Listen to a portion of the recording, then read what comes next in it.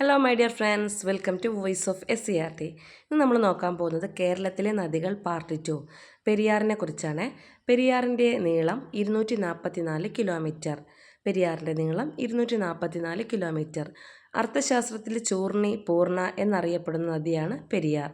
കേരളത്തിലെ ഏറ്റവും വലിയ നദിയാണ് പെരിയാർ. കേരളത്തിലെ ഏറ്റവും വലിയ നദി പെരിയാറാണ്. കേരളത്തിൻ്റെ ജീവരേഖ എന്നറിയപ്പെടുന്ന നദി പെരിയാറാണ്. പെരിയാറിൻ്റെ ഉദ്ഭവം ശിവഗിരി മലയിൽ നിന്നാണ്.